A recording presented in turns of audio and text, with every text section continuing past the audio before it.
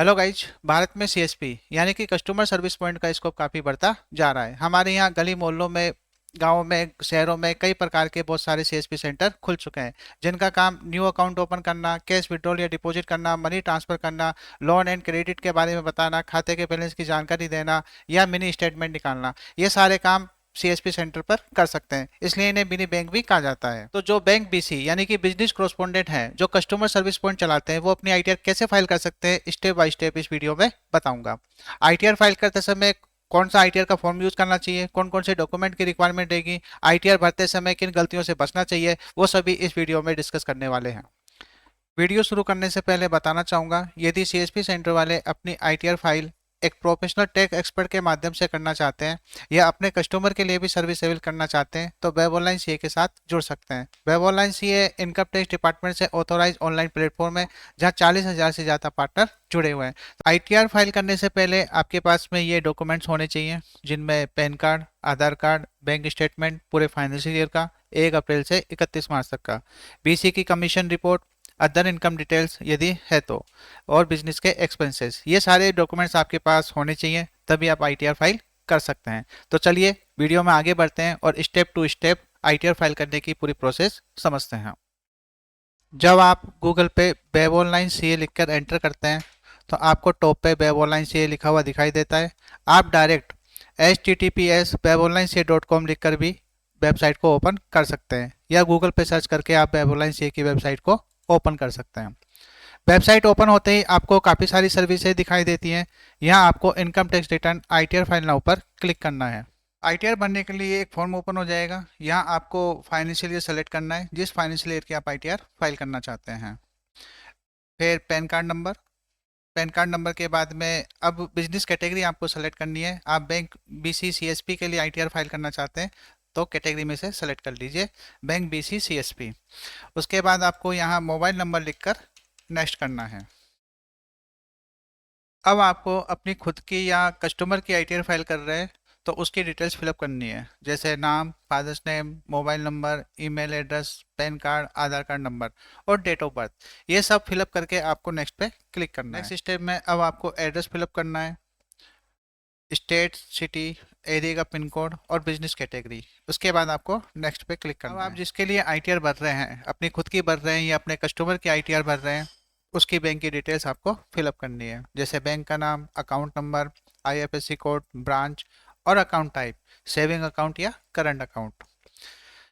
यदि आप एक नए बैंक की डिटेल्स ऐड करना चाहते हैं, तो आप ऐड बैंक पे क्लिक करके कर सकते हैं। अब आपको पे नाउ पे क्लिक करना है। पेमेंट आप credit card, debit card, net banking, wallet या यूपीआई के थ्रू कर सकते हैं। पेमेंट कंप्लीट होने के बाद आपके पास पेमेंट कंफर्मेशन की स्क्रीन आ जाती है और आप अपनी ट्रांजैक्शन डिटेल्स चेक कर सकते हैं। इसके अलावा आप रिसिप्ट को डाउनलोड करके भी ट्रांजैक्शन चेक कर सकते हैं। रिसिप्ट में आपका ऑर्डर नंबर, ट्रांजैक्शन और सर्विस की डिटेल्स होती है। गाइज, आपका ये ऑर्डर 80% तक कंप्लीट हो चुका है। अब आपको ये डिटेल्स फिलअप करनी होती हैं और डॉक्यूमेंट अपलोड करने होते हैं। डिटेल्स में इनकम ऑफ सोर्सेज और डिडक्शन डिटेल्स, ये सब चीज़ें आपको भरनी होती हैं। और डॉक्यूमेंट में pan card, Aadhaar card, bank statement, ये सब फिलअप करके आपको सबमिट करना होता है। यदि डॉक्यूमेंट्स या फॉर्म को फिलअप करने में आपको कोई दिक्कत आ रही है, तो आप यहाँ दिए गए नंबर पर कॉल करके इस फॉर्म को फिलअप करा सकते हैं। वेब ऑनलाइन से की टीम आपके लिए फॉर्म फिलअप करेगी। अब आपको सबमिट करना है। डॉक्यूमेंट सबमिट करने के बाद आपके पास income and deduction details update successfully का मैसेज आ जाता है। डॉक्यूमेंट्स अपलोड करने के बाद इनकम टैक्स डिपार्टमेंट द्वारा आपको एक पीडीएफ मेल की जाती है। ये पीडीएफ पासवर्ड से प्रोटेक्ट होती है, जो आपकी ईमेल आईडी में होता है। पासवर्ड इंसर्ट करके आप पीडीएफ को ओपन करके अपने भरी हुई आईटीआर की पूरी डिटेल्स चेक कर सकते हैं। अब आपको आईटीआर फाइल करने के बाद 30 दिनों के भीतर ई वेरिफिकेशन कराना होता है। ई वेरिफिकेशन जरूरी होता है। यदि आप ई वेरिफिकेशन नहीं कराते हैं, तो आपको कटा हुआ टीडीएस रिफंड नहीं होता है।